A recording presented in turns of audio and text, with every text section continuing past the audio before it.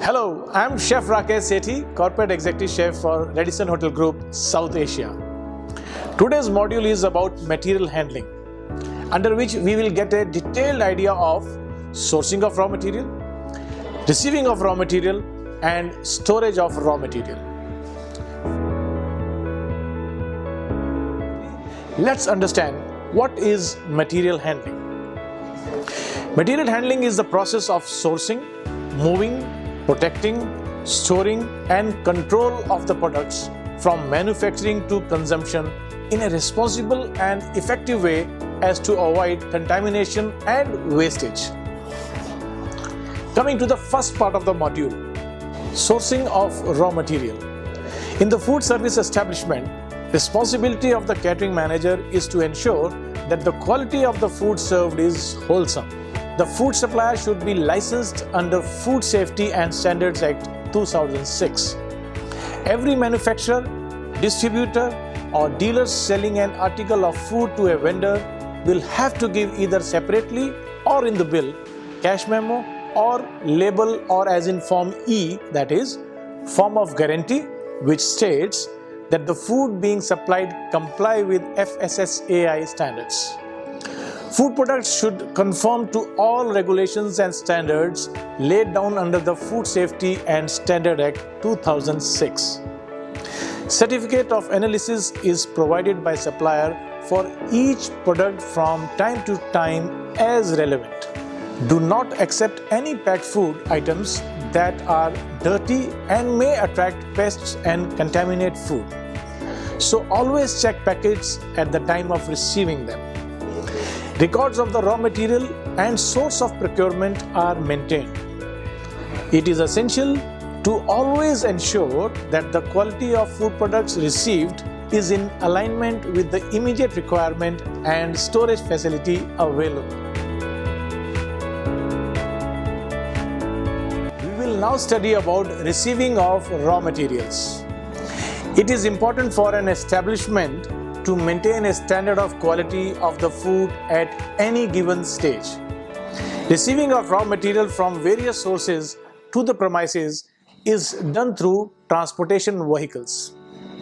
The condition of temperature inside of such vehicles need to be given caution, as different types of food and raw material have different temperatures and handling regulations and rules. Before we go any further, we need to understand that raw materials are received under 4 categories: perishable, egg, fruits, vegetables, etc.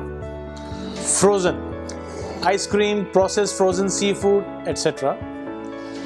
Dry raw material, rice, masala powder, salt, etc.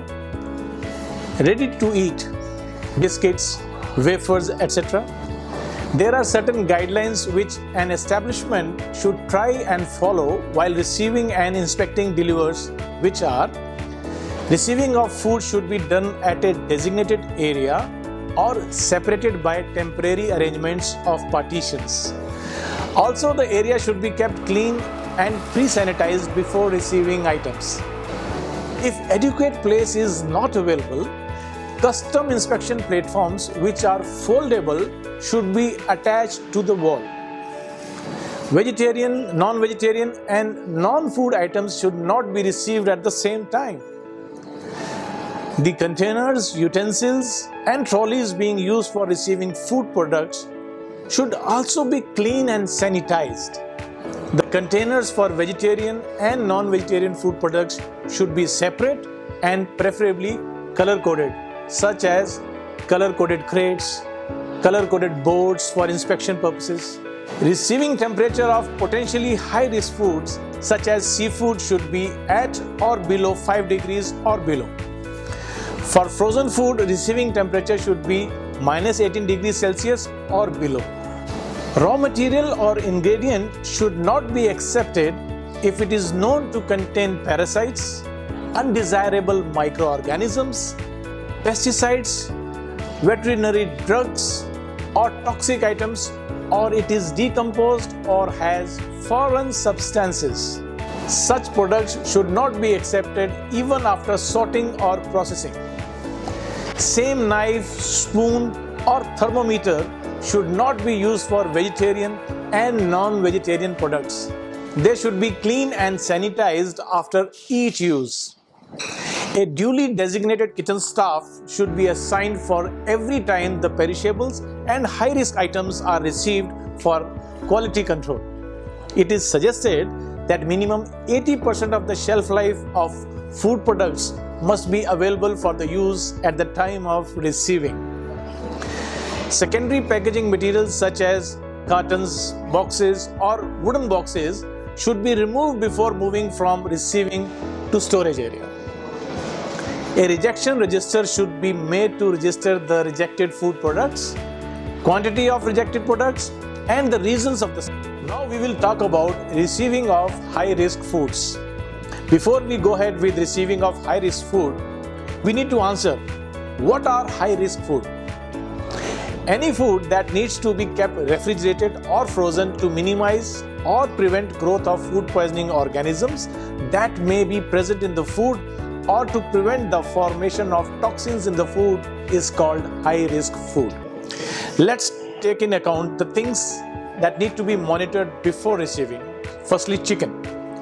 Chicken is mostly preferred at 700 grams to 1100 grams of weight. It should be pinkish in color and should not have any green patches. Body should not have wounds or injury marks and should not have excess slime formation on the surface. The bird should not smell of any medicine, and when squeezed, water should not come out of the bird. Next is fish. No foul or stale odor should come from the product. Body should not have any wound or injury marks. The skin of the fish should not break when pressed. Ventral or lower portion should be clean. Eyes must be crystalline and not smudged of slime. Gills should be fresh when inspected, preferably pink in color. Next is meat. It is essential to identify the gender. No wound or injury marks on the body. Check for the authorized government stamp. The color of the meat should not turn black. It should be brown or pinkish brown in color. Next is eggs. Eggs received should be fresh, clean and intact. No broken and rotten eggs should be accepted. Each tray should hold no more than less than 30 eggs. Dairy products. Receive dairy products at 5 degrees Celsius. Checking of best before dates is essential to avoid spoilage. Lastly, canned products. Cans of the food products must be sealed and intact. No dented or puffed cans and tetra should be received. Now coming to the last part of material handling, that is storage of raw materials. Post receiving and accepting the raw materials, there comes the need of storage. This is the stage of food movement where food items received in food establishment stays for maximum time and sometimes along with many other items related to food service. Certain guidelines to be followed for safe storage of raw materials, which are: the storage area should be dry and well ventilated. While designing the storage room, segregation is important for raw, processed, packaging, rejected or recalled food items. Allergens are distinguishably marked and secured products such as hardware and cleaning chemicals should also be stored separately. FIFO, first in, first out, or FEFO, first expire, first out, must be followed as a storing system. Storage instructions over food packaging should be followed. Different food items need appropriate storing. We will now study about the types of storages, namely dry storage, chiller, and freezer refrigerators. Let's discuss them one by one. Dry storage. Foods that do not spoil at room temperature are stored here, such as whole cereals and grains, pulses, flour, sugar, jaggery, oils, spices, etc., etc. The temperature in the store should range from 20 degrees to 25 degrees Celsius, also called as normal ambient temperature. The dry store should be airy, well lit, clean, and should be protected from pests and excessive moisture. There should be no gaps or cracks in the walls, ceilings, or floor, as these can lead to pest infestation. Shelves should be adjustable and removable. They should be slated to improve air circulation and should be made of non-corrosive material. Shelves should be placed at the gap of 12 inches and 3 to 4 inches off the floor level. This helps in eliminating hiding places for insects and protecting food items from dampness. The containers used for storage of dry ingredients should be easy to clean, waterproof, and made of non-corrosive and rust-proof material. The lids should be tight-fitting and moisture-proof. If any ingredients contain allergens such as groundnut, soya, etc., the same should be clearly identified and stored to prevent cross-contamination.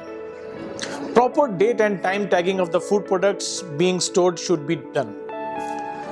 This will ensure proper stock rotation and prevents spoilage of the food. The second kind of storage is chiller. Foods such as raw meat, poultry, fresh stocks, soups, gravies, milk and milk products, etc. can be held at temperature ranging from 0 degrees to 5 degrees Celsius. Domestic refrigerators, the reach-in refrigerators, the walk-in chillers, cold rooms, and refrigerated display cabinets are all part of chiller storage. The third kind is freezers. Freezers are used for storing or preserving foods for longer periods. The temperature of the freezer varies from -18 degrees to -22 degrees Celsius. There are certain considerations to be followed for chillers and freezers to avoid cross-contamination and to maintain food safety, which are: semi-finished and finished products should be stored separately to prevent cross-contamination. Raw meat, fish, poultry should be stored separately. Also, vegetarian and non-vegetarian food items cannot be stored together. Raw meat and other ingredients that need to be transferred from their original packages should be handled in a proper manner. Traceability of the product should be ensured by the handlers either by leaving original label of the product intact or by transcribing the label in any other form or other method that fits the job. The temperature should be monitored regularly for both chiller and freezer. All shelves and trays must be removed and washed regularly. The cleaning should be done weekly for large chillers. In chillers, cooked food should be stored above and not below raw food to prevent cross-contamination. Store foods away from the walls and the floor. Put date tags on food packages or containers before keeping them inside the refrigerator. Non-vegetarian products should be covered and stored in the refrigerator below the vegetarian products. Food should be stored in small volumes to ensure uniform cooling. Frozen food should be well packed and prevent freezer burns, which may be caused due to very low temperature. The last kind of storage is refrigerators. Sequence of storing vegetarian food products in the refrigerator is: ready to eat and salads at the top shelf, cooked vegetables at the next top shelf, and the raw vegetables at the lower shelves. Sequence of storing non-vegetarian food products in the refrigerator is: ready to eat and non-vegetarian salad at the top shelf, cooked non-vegetarian at the next top shelf, and the raw non-vegetarian items at the lower shelf. If separate refrigerator is not available, ready to eat and salad at the top shelf, cooked vegetables at the next top shelf, cooked non-vegetarian in the next top shelf, and the raw food at the lower shelves. It is important to note that all cooked and semi-processed foods should be stored in utensils with covering lids. We have now come at the end of the module. Thank you for watching.